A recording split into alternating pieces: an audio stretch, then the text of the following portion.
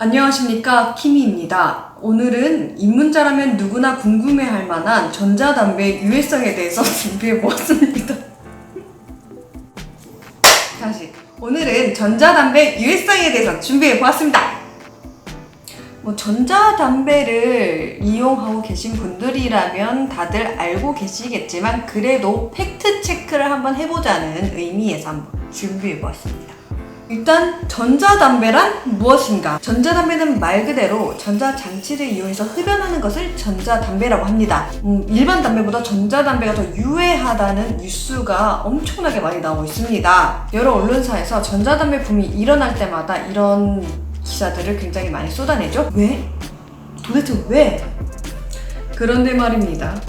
이 언론사들에서 쏟아내는 기사들이 과연 사실일지 팩트체크 들어갑니다. 자, 우리가 알고 있는 내용, 영국에서는 전자담배가 현존하는 가장 효과적인 금연 보조제다, 이런 말을 했었죠. 이 말은 영국 정부에서 공식적으로 한 말입니다. 제가 해당 자료를 뽑아왔습니다. 읽어드리도록 하겠습니다.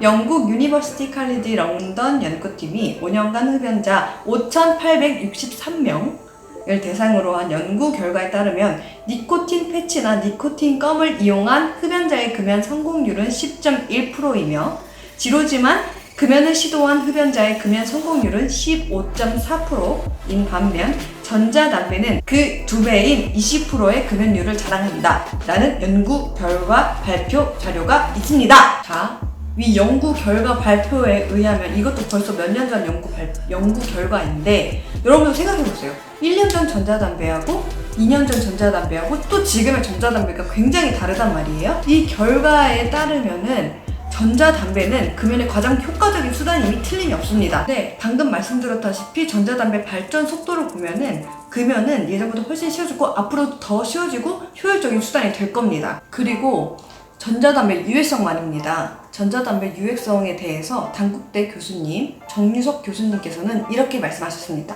영국 보건국은 담배와 비교할 때 전자담배에 있는 화학물질의 유해성을 1000분의 1 수준으로 봤고 학회에 참석한 스위스 제네바대 연구진도 전자담배 연기는 일반 담배보다 97% 이상 무해한 수준이라고 보고했다.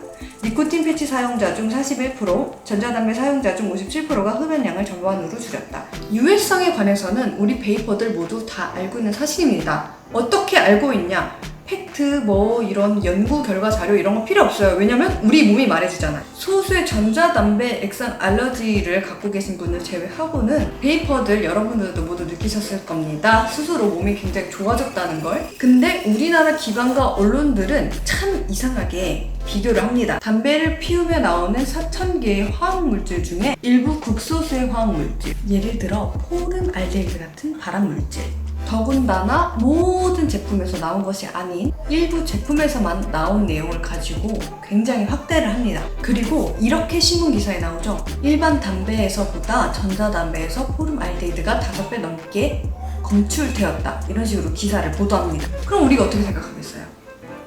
전자담배가 일반 담배보다 5배 나쁘다. 그리고 전자담배를 모르는 사람들도 와, 전자담배가 일반 담배보다 5배나 해롭구나, 이렇게 생각하겠죠. 이게 정말 잘못됐다는 겁니다. 이게 말이 되는 얘기냐고요. 여러분, 뜬금없지만 방사능 얘기를 한번 해볼게요. 여러분, 최근에 라돈 침대 때문에 난리가 났었죠? 왜 난리가 났냐? 라돈이 바로 발암물질이자 방사능 물질이기 때문입니다. 과학자들이 연구하길 꺼려하는 물질이기도 합니다.